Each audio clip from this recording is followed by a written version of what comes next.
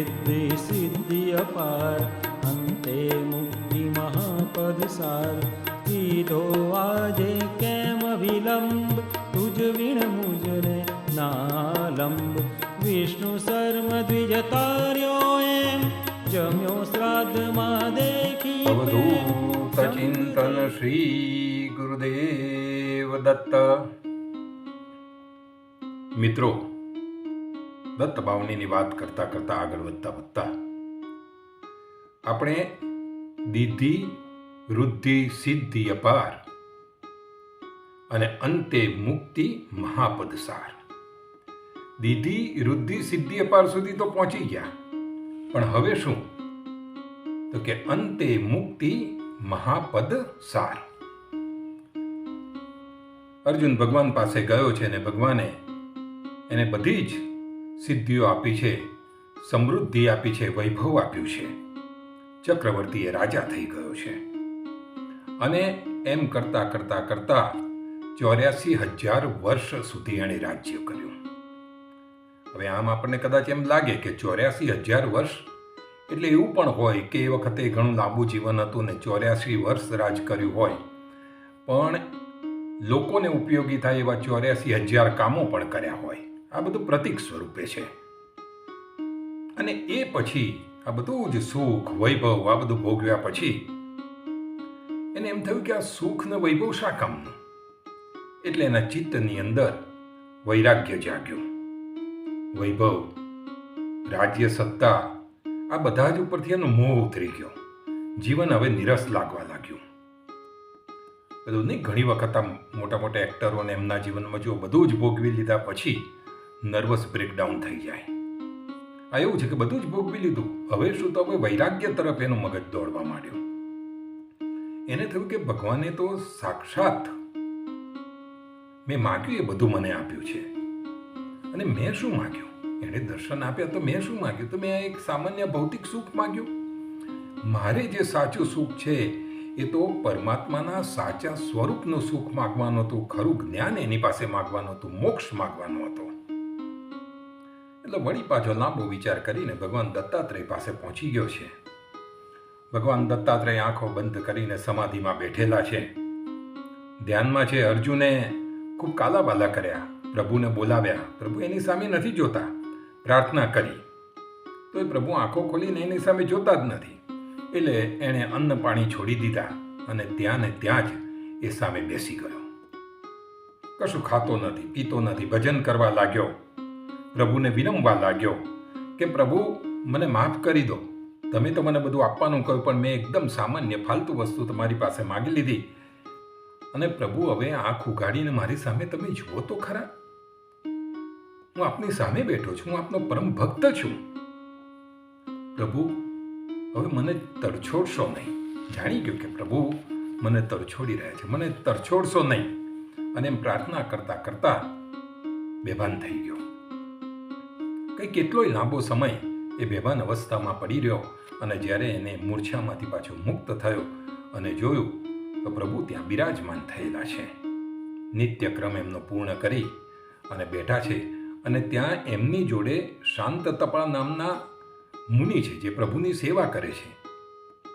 એમણે અર્જુનના દેખતા પ્રભુને કહે કે પ્રભુ, આ અર્જુન કેટલા દિવસથી આપની પૂજા કરે છે, આપને વિનંતી કરે છે, ખાધા પીધા વગર તો અહીં પડ્યો રહ્યો છે, આપનું સ્મરણ કરે છે, આપ એની ઉપર દયા તો કરો. એ કેટલો નિરાશ થઈ ગયો છે. ભગવાન હસવા માંડ્યા અને બોલ્યા, એ મારો ભક્ત છે, એને શેની ખોટ છે? એને જે સમૃદ્ધિ જોઈતી હતી, જે સિદ્ધિઓ જોઈતી હતી, એ તો બધું મેં આપ્યું છે. અને હજુ જે એને સમૃદ્ધિ ખૂટતી હોય તો હજુ બીજી આપું. એને જે જોઈતું તે આપ્યું, એને જે માંગ્યું એ આપી દીધું. હવે એને શેની ખોટ છે કે મારી પાસે અહીંયા આવીને બેસી રહ્યો છે? સાંભળીને આંખની ખૂણાની અંદર એને જાણે જળ આવી ગયું. અર્જુનની આંખો ભીની થઈ ગઈ, રડવા માંડ્યો અને એકદમ કાકલુદી કરતો હોય એવા અવાજે બોલ્યો, પ્રભુ, મેં તમારી પાસે ક્ષણિક સમૃદ્ધિ માગી વિષય સુખ માંગ્યું, પણ એ બધું હું ભોગવીને હવે તો હું કંટાળી ગયો છું, હું થાકી ગયો છું, અને હવે મોક્ષનું સુખ માગવા માટે હું આવેલો છું. હવે આપ મને જ્ઞાન દીક્ષા આપો. ત્યારે પ્રભુ ખુશ થયા. પ્રભુને તો ખબર હતી કે આગળ શું થવાનું છે. પ્રભુ ખુશ થયા. એમને થયું કે મારા ભક્તને હવે સાચી સમજ આવી છે, હવે એને વૈરાગ્ય ઉત્પન્ન થયો છે, હવે એને મોક્ષ અને જ્ઞાનની જરૂર છે, અને એ તરફ આગળ વધવાનું એને હવે સૂઝ્યું છે. પ્રભુએ એને શાસ્ત્રનું જ્ઞાન આપ્યું છે, અલગ અલગ યોગ શીખવ્યા, 10 યમ શીખવ્યા, 10 નિયમ શીખવ્યા, એને સમજાવ્યા, એનું પાલન કરવા માટે જપ તપ વિશેનું જ્ઞાન આપ્યું, અહિંસા, દયા, ક્ષમા, સત્ય, આ બધાનું જ્ઞાન આપ્યું. એટલે અર્જુન એમ કહ્યું કે પ્રભુ હજુ આપ દયા કરો. ત્યારે પ્રભુની એ આજ્ઞા લઈને એકાંતમાં રહીને યોગ અભ્યાસ કરવા માટે એ ગુફામાં ગયો. 6 માસ વીતી ગયા. એ ત્યાં બેસી સમાધિમાં બેસીને ત્યાં યોગની અભ્યાસ કરે છે. વળી પાછો ઉઠ્યો ને વળી પાછો પ્રભુની આજ્ઞા લીધીને ફરી પાછો ત્યાં જઈ અને અંદર ગુફામાં બેસી ગયો. બીજો 1 વર્ષ સુધી એ સમાધિમાં રહ્યો ને યોગનો અભ્યાસ કર્યો. એકદમ સમાધિમાં મસ્ત હતો. ત્યારે પ્રભુએ એને હાથ ફેર્યો, સ્પર્શ કરીને કહ્યું, હે અર્જુન, હવે ઉઠ અને ઘરે જા, અને હવે તારું રાજ્ય સંભાળ. અર્જુનનું ચિત્ત હજી માનતું નહોતું. અર્જુનને હવે જાણે જવાની ઈચ્છા જ નહોતી. છતાં પણ થયું કે ચાલો હવે દત્ત પ્રભુ કહે છે એટલે હું પાછો જઉં, એમ કરીને પોતાના રાજ્યમાં પાછો આવ્યો છે. ફરી પાછું રાજ્યની ધરા, રાજ્યની સુકાન એણે સંભાળી લીધી છે. ન્યાય નીતિથી રાજ્ય કરે છે. એણે 10,000 તો યજ્ઞ કરાવ્યા, ભૂમિદાન કર્યું, કન્યાદાન કર્યું, ગરીબોને, બ્રાહ્મણોને બીજા દાન કર્યા, ગૌદાનો કર્યા, બધી પ્રજાને ખૂબ ખુશ રાખી. અને એમ કરતા કરતા જ્યાં મનુષ્ય દેહ હોય છે, એ મનુષ્ય દેહનો જ્યારે પ્રારબ્ધ પૂરું થાય ત્યારે દેહ સંકેલી લેવાનો, દેહને પૂર્ણ કરવાનો સમય આવ્યો છે. એમ અર્જુનનું પણ હવે પ્રારબ્ધ પૂરું થઈ ગયું છે. એ સમય નજીક આવેલો છે. હવે એણે જે 1000 યજ્ઞો કર્યા એટલે સ્વર્ગલોકમાં બેઠેલા ઇન્દ્ર અને બધા દેવો ગભરાયા કે અમારું સ્વર્ગ છે એ પડાવી તો નહીં લે. જેમ આપણે આગળ વાત કરી કે તમે કોઈ પણ ક્ષેત્રની અંદર કોઈ પણ એક સ્થાન ઉપર ઉચ્ચ સ્થાને જ્યારે કોઈ બેઠું હોય અને ત્યાં કોઈ નવી વ્યક્તિ આ ક્ષેત્રની અંદર આગળ આવતું હોય, એ પછી રાજકીય ક્ષેત્ર હોય, એ સાહિત્યનું હોય, એ કલાનું હોય, એ નોકરીનું ક્ષેત્ર હોય કે કોઈ પણ ક્ષેત્ર હોય, એની અંદર જ્યારે કોઈ નવી વ્યક્તિ, શક્તિશાળી વ્યક્તિ આગળ આવતી હોય તો જે ઉચ્ચ સ્થાને બેઠેલા છે એ લોકોને ચિંતા થાય કે આ હવે અમારું સ્થાન પડાવી લેશે. એટલે શું કરે? ફસાવવા માટે ષડયંત્ર રચે. એટલે દેવોએ ભેગા થઈને નક્કી કર્યું કે હવે આપણે કંઈક ષડયંત્ર, આપણે કંઈક રચવું પડે કે ભાઈ જેથી કરી અને ફસાવી શકાય. પણ પહેલા તો કે પહેલા આપણે જવું પડશે પ્રભુ પાસે. એટલે બ્રહ્માજી પાસે ગયા અને બ્રહ્માજી પાસે જઈ અને એ લોકોએ કહ્યું કે આ તો અમારું રાજ્ય પડાવી લેશે. એટલે બ્રહ્માજી એમને લઈને વિષ્ણુ પાસે ગયા. વિષ્ણુ પાસે જઈને કહ્યું કે અમારું રાજ્ય પડાવી લેશે. એટલે વિષ્ણુ કે એને તો કંઈ એવી જરૂરત નથી કે તમારું રાજ્ય પડાવી લે. છતાં પણ એ મૌન રહ્યા. આ બાજુ આ લોકોએ ષડયંત્ર રચ્યું કે હવે એને ફસાવવા માટે શું કરવું. તો અર્જુનમાં કોઈ કુટેવ તો છે નહીં, દુર્વિચાર તો છે જ નહીં, બધા સદવિચાર છે. તો સદવિચારનો આપણે સહારો લઈને એને ફસાવવો જોઈએ. એટલા માટે એમણે દેવોએ ભેગા થઈને સૂર્યદેવને નક્કી કર્યું કે સૂર્યદેવ, આ તમે જ રવિ સપ્તમીનું જ્યારે કૃતવીર્યએ એનું પાલન કર્યું હતું ત્યારે એના કારણે તમે આશીર્વાદ આપ્યા હતા.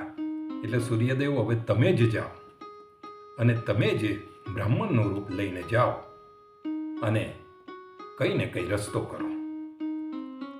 સૂર્યદેવ તૈયાર થઈ ગયા.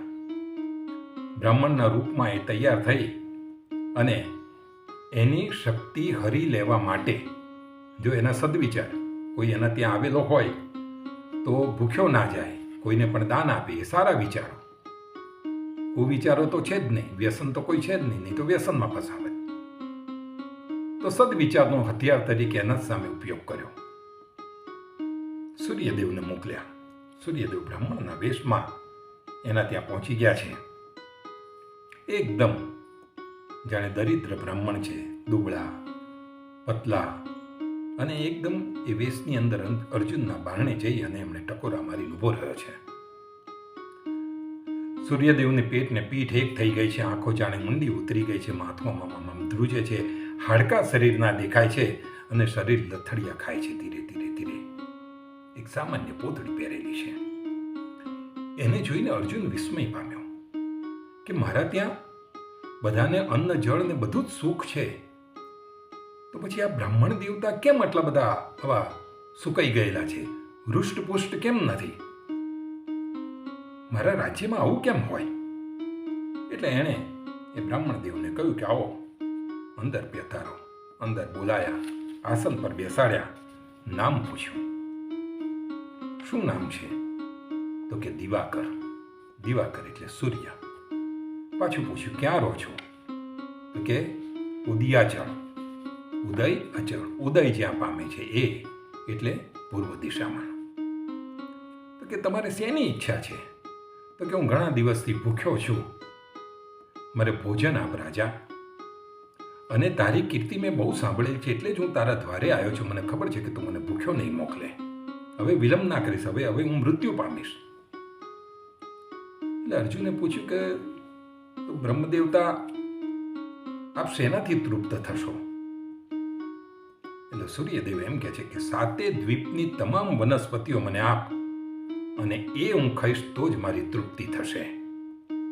અર્જુને તથાસ્તુ કહી દીધું, આપ્યું, કહી દીધું. અર્જુને થયું કે આવું અપૂર્વ દાન માગનાર કોઈ મનુષ્ય ના હોય, આ ચોક્કસ કોઈ દેવ લાગે છે. અને એણે વિચાર્યું કે નામ કયું? દિવાકર, એનો અર્થ સૂર્ય. ક્યાં રહો છો? કે ઉદયાચળ, એટલે પૂર્વ દિશામાં. એટલે એને 100% થઈ ગયું કે આ દેવ પધાર્યા છે, સૂર્યદેવ છે. એણે સંકલ્પનું જળ લઈ અને મૂક્યું ને કે મેં તમને દાન આપ્યું, બોલો. પછી એણે કહ્યું કે મને એમ લાગે છે કે આપ સૂર્યનારાયણ દેવ છો. એટલે સૂર્યનારાયણ દેવ પોતાના અસલ સ્વરૂપની અંદર આવી ગયા, પ્રગટ થયા અને કહ્યું કે હવે અગ્નિરૂપી બાણથી તો આ બધી જ વનસ્પતિ છે એને સૂકવી નાખ, અને સુકાઈ જાય એટલે હું મારા અગ્નિ દ્વારા આ બધી જ વનસ્પતિને ખાઈ જઈશ. અર્જુન તૈયાર થઈ ગયો. અર્જુનને ખબર છે કે હવે આગળ શું થવાનું છે. અર્જુને વાયવ્યાસ્ત્ર, અસ્ત્ર આવે, વાયવ અસ્ત્ર, એ તૈયાર કરી અને છોડ્યું. એને 500,000 જેટલા બાણ ચારે તરફ ફેલાઈ ગયા અને બધી જ જે વનસ્પતિ હતી એ એકદમ સુકાવા લાગી. બીજી બાજુ વશિષ્ઠ મુનિનો આશ્રમ છે, ને વશિષ્ઠ મુનિ પોતાના આશ્રમની અંદર ત્યાં સમાધિમાં બેઠેલા છે. ચારે તરફ આવી ગરમી ફેલાઈ ગઈ, આગ લાગી એટલે સમાધિમાંથી એકદમ જાગી ગયા. એમણે જોયું તો વૃક્ષોને બધું એકદમ સુકાઈ રહ્યું છે. એમણે તરત જ પોતાના શિષ્યોને બોલાવ્યા અને પૂછ્યું કે આ બધું શું થઈ રહ્યું છે, આ કોણે કર્યું? એટલે શિષ્યો કહે છે કે આ કામ દુષ્ટ સહસ્ત્રાર્જુનનું છે. એણે આ બધી વનસ્પતિ, આ વેલા, ફૂલઝાડ, આ બધું એણે સૂકવી નાખ્યું છે. એટલે વશિષ્ઠ મુનિ એકદમ ગુસ્સામાં આવી ગયા અને કહેવા લાગ્યા કે હે સહસ્ત્રાર્જુન, ભગવાન દત્તના વરદાનથી તું ઉન્મત્ત બનેલો છે. અર્જુન, તારું અભિમાન હવે વધી ગયું છે અને માટે જમદ અગ્નિનો પુત્ર પરશુરામ આવશે, એ થોડા સમયની અંદર તારો નાશ કરશે. એમ કરીને શાપ આપ્યો છે. વશિષ્ઠ ઋષિનો શાપ એ નિમિત્ત બન્યો અર્જુને તો પોતાની સિદ્ધિઓથી વળી પાછા જે આ વેલા ને આ વૃક્ષને બધા હતા એ લીલાછમ કરી નાખ્યા, વનસ્પતિ લીલીછમ કરી નાખી. પણ આ તો ઋષિનો સાપ, વજ્રદેવ, એટલે કોઈ દિવસ પાછો ના ફરે. હવે આ શાપના લીધે અર્જુનનું ચિત્ત જે છે એ ભ્રમિત થવા માંડ્યું, ચગદોળે ચડ્યું, બુદ્ધિ ભ્રષ્ટ થઈ ગઈ. એને થઈ ગયું લાઈને સ્વર્ગનું રાષ્ટ્ર લૂંટી લો. એટલે સ્વર્ગને લૂંટવા માટે એ ઉપડ્યો, બધી સેનાને લઈને ગયો, દિવ્ય વિમાનમાં બેસી ગયો, હો હા કરતો કરતો જવા માંડ્યો. રસ્તામાં કુબેર આવ્યો તો કુબેરનો જે બગીચો હતો, ચૈત્ર રથ, એને પણ ઉજાડી દીધો.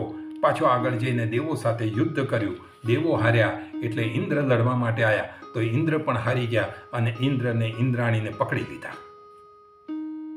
બધે હાહાકાર થઈ ગયો. ઇન્દ્રએ તો બહુ આજીજી કરી કે ભાઈ તું છોડી દે, મને છોડ. ત્યારે મહા મુસીબત એને છોડ્યો. હવે દેવો પાછા વિષ્ણુ ભગવાન પાસે ગયા કે ભગવાન હવે તો કંઈક કરો. એટલે ભગવાન તો કહે કે મને ખબર, ભગવાન જાણે છે કે એને સ્વર્ગનું રાજ્ય જોઈતું નથી, પણ એનું પ્રારબ્ધ પૂરું થયું છે અને મેં જે એને વરદાન આપ્યું છે એટલે એના કારણે હવે સહસ્ત્રાર્જુનને મારે એના જીવનમાંથી મુક્ત કરવાનો સમય આવી ગયો છે. લોકો કહે છે કે ભગવાન તમે જ દત્તના સ્વરૂપમાં એને વરદાન આપેલું, હવે તમારે જ રસ્તો કાઢવો પડે. એટલે ભગવાન વિષ્ણુ એમ કહે છે કે હવે હું જ જમદગ્નિને ત્યાં એના પુત્ર સ્વરૂપે પરશુરામ રૂપે જન્મ લઈશ અને ત્યાં જઈ અને ક્ષત્રિયોનો સંહાર કરીશ. ક્ષત્રિયોનો સંહાર એટલે ક્ષત્રિય એટલે એક્ઝેક્ટ એવું કોમ એવી રીતે નહીં. આજના સંદર્ભમાં જોઈએ તો સત્તા સ્થાને બેઠેલા, સત્તા દ્વારા લોકોને હેરાન કરતા, સત્તાની આસપાસમાં જે મંડળાયેલા છે કે જે સમાજને શોષે છે, એવા લોકો, એવા બધાનો હું નાશ કરીશ. એમ કરી અને પ્રભુ જમદગ્નિના ત્યાં પરશુરામ રૂપે વિષ્ણુ ભગવાને આ બાજુ જન્મ લઈ લીધો છે. આ તરફ એક દિવસ સહસ્ત્રાર્જુન, મગજ તો હવે ચગડોળે ચડી ગયું છે, ભ્રષ્ટ થઈ ગયું છે, શિકારે ગયો હશે અને શિકાર કરીને પાછો આવ્યો. ત્યાં જંગલમાં જમદગ્નિનો આશ્રમ જોયો, ખૂબ સુંદર નંદનવન જેવો એ આશ્રમ. સૈન્ય બહુ થાકી ગયું હતું, સૈન્ય કે હવે ઘેર જવું છે તો એણે કહ્યું કે ના, ઋષિ મુનિના આશ્રમ આગળ આવ્યા છે, તેને વંદન કરવું પડે, હું વંદન કરીને આવું છું. એટલે એમણે બધા સૈન્યને બહાર રાખ્યો. આમ લાવ લશ્કર સાથે રથમાં બેસીને જવાય નહીં, એ તો ઋષિ મુનિ છે. આપણે ખબર ને કે બાપજી રંગવદૂત મહારાજ ગરુડેશ્વર જાય તો જ્યાં મંદિરની ધજા દેખાય ત્યાં નીચે ઉતરી જાય ને પછી ચાલતા જાય. એમ અર્જુન પણ, સહસ્ત્રાર્જુન પણ એમ વિચારે કે ઋષિમુનિ ત્યાં લાવ લશ્કર લઈને ના જવાય, એક કે બે માણસને લઈને અંદર ગયો છે. જમદગ્નિ હતા, એમને સાષ્ટાંગ દંડવત પ્રણામ કર્યો છે, ખબર અંતર પૂછ્યા છે, કુશળતા પૂછી. જમદગ્નિએ એમને આસન આપ્યું, બેસાડ્યા છે. તો કે ઋષિ આપને કેવું છે, આપ કેમ છો? તો કે અમે તો તારા રાજ્યની અંદર બધા સુખી છીએ, બધા મજામાં છીએ. જમદગ્નિ એને પણ પૂછ્યું અને સહસ્ત્રાર્જુને કહ્યું કે ભગવાન દત્તના આશીર્વાદ છે, હું પણ સુખરૂપ છું. હજુ આ ચાલ્યું અને એટલે જમદગ્નિએ કહ્યું કે આપ પધાર્યા છો તો ભોજન કરીને જજો. એટલે વ્યવસ્થા થઈ જશે. સહસ્ત્રાર્જુન વિચારમાં પડી ગયો તો કે આપ ચિંતા ના કરો, આપ જાઓ, સ્નાન કરીને આવો નદીમાં, અહીં વ્યવસ્થા થઈ જશે.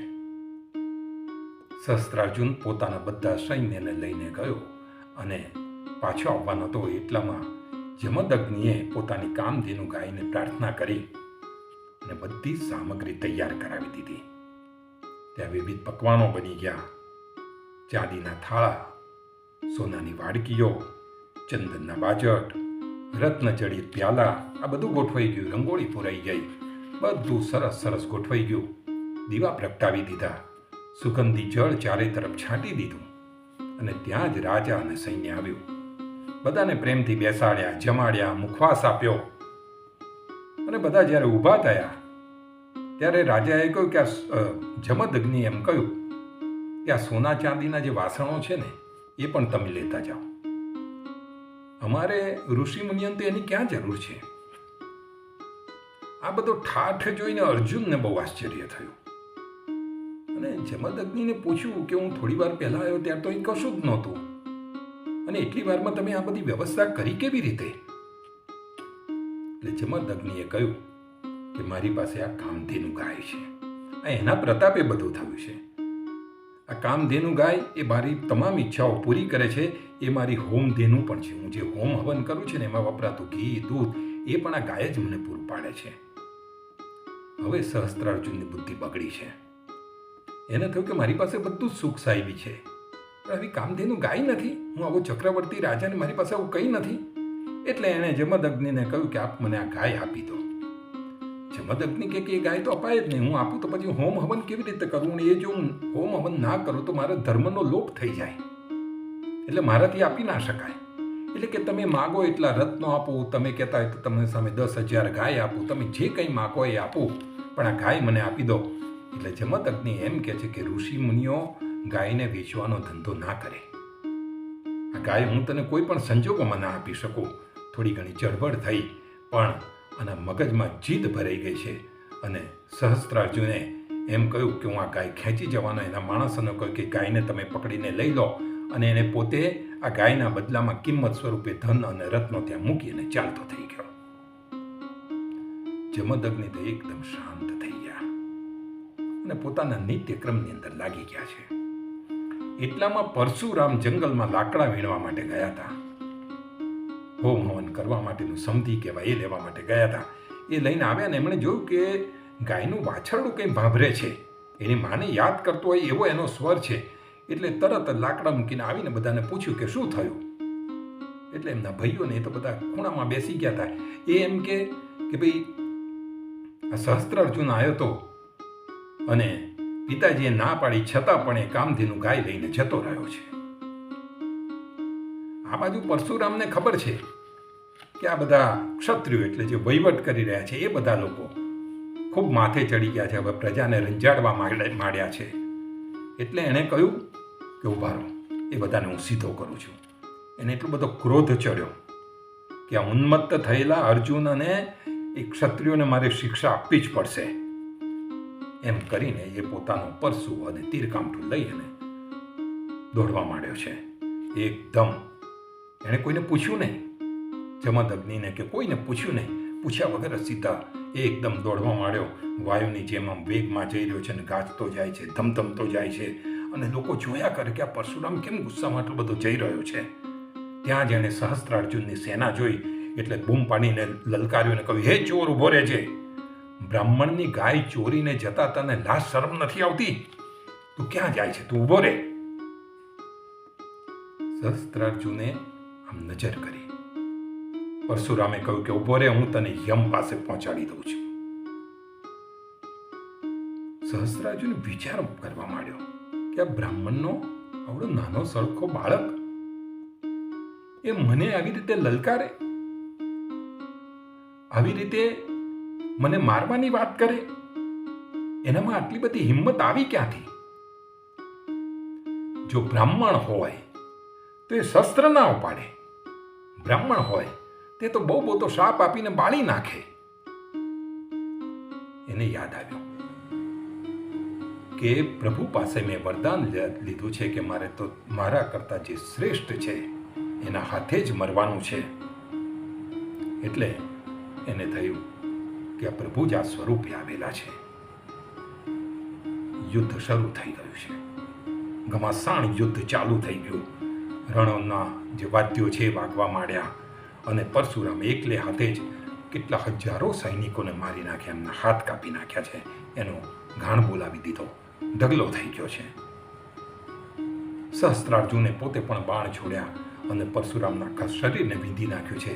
પણ પરશુરામ એકના બે નથી થયા. ત્યાં સખત ડગ્યા વગર જ ઉભા રહ્યા છે અને યુદ્ધ કરી રહ્યા છે. પરશુરામે સહસ્ત્રાર્જુનના હજારો હાથ કાપી નાખ્યા, પણ વળી પાછા નવા હાથ ફૂટે છે. હાથ કાપતા જાય છે, એનો ઢગલો વાળી દીધો, છતાં પણ નવા હાથ એના ફૂટતા જાય છે.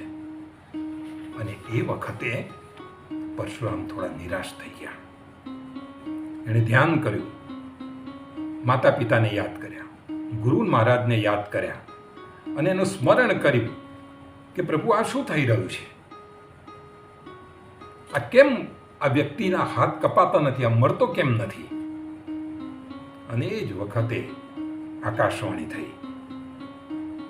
એ ભગવાન દત્તની કૃપાથી અર્જુનના હૃદયની અંદર અમૃત ભરેલું છે અને એટલે જ એના કાપેલા હાથ વળી પાછા ઉગી નીકળે છે, ફૂટી નીકળે છે. એટલે પહેલા તું એ અમૃતને સૂકવી નાખ, તો જ નવા હાથ નહીં ફૂટે. એટલે પરશુરામે આગ્નેય અસ્ત્ર, અગ્નિનું અસ્ત્ર જેને કહેવાય, એ ફેંક્યું છે અને એનું જે અમૃત છે એ શોષી લીધું છે. અને એના કારણે હવે સહસ્ત્રાર્જુનના હાથ નવા ફૂટતા બંધ થઈ ગયા. એના જે બે મૂળ હાથ હતા એ જ રહ્યા છે.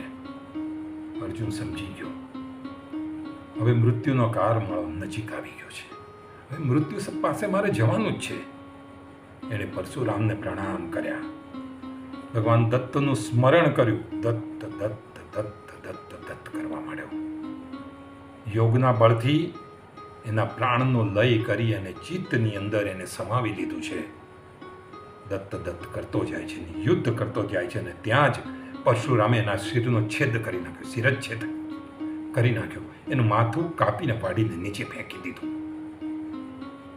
અને અર્જુન જાણે યોગ મુદ્રામાં હોય એમ બેસી ગયો અને ત્યાં જ એના આત્માની જે પ્રાણ છે એ જ્યોતિ રૂપે જઈ અને ભગવાન દત્તની અંદર સમાઈ ગયા.